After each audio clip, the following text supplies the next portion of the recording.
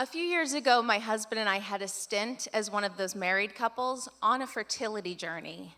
Our fertility journey involved things like trying every single tip I read on the internet. Eat Brazil nuts, pineapple cores, and extra expensive vitamins. Quit coffee, pee on this, take your temperature down there, pop some Mucinex, use this magic tea, use this special lubricant, but also make sure you're totally relaxed and definitely orgasmed during this completely natural and enjoyable lovemaking session. Eggies and spermies are happier if we both climax in unison. Every month that goes by, I question more and more. Do I really want to be a mom this badly, or am I just becoming obsessed with not failing at this? When I was on my fertility journey, I became very attuned to when my body was the most teed up to be impregnated, which is only a few days a month.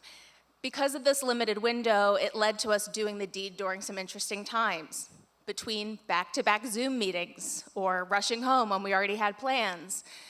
My father-in-law and brother-in-law planned to visit Los Angeles while we're on this journey, and weeks beforehand I mentioned to my husband, we can totally skip the trying to have kids thing if they're in town during our fertile window. And we decide we'll wait and see, it probably won't even be an issue, and we prepare for their visit. They come, not sexually, like they arrive at our apartment from the Midwest. And we take them out to trendy restaurants, historic landmarks, Hollywood photo ops, all the while I'm peeing on sticks and monitoring the signs, and then it happens.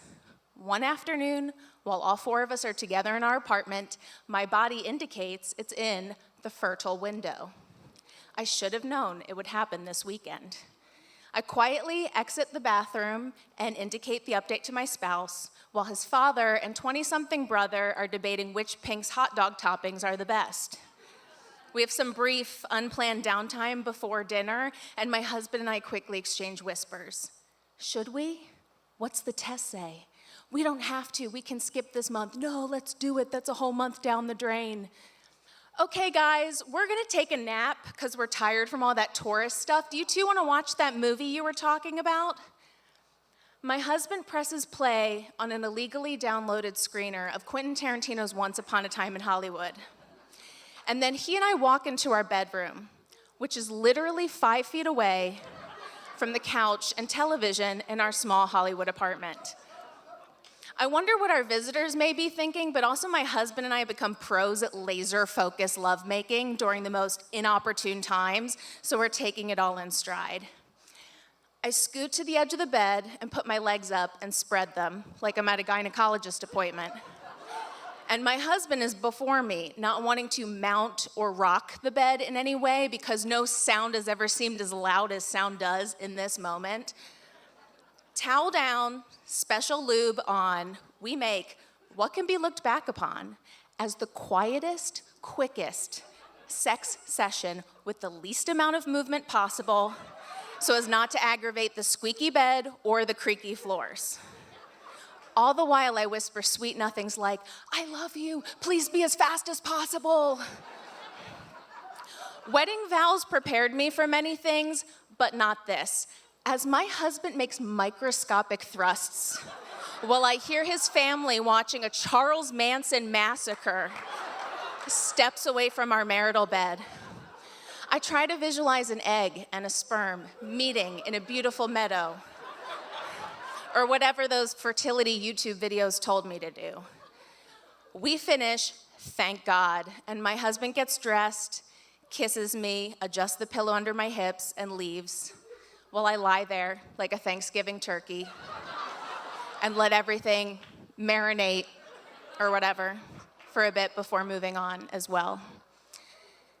That month isn't the month it happens, and the happy ending for us is that after more trying and 2 pregnancy losses, we both totally agree we are done trying to have kids.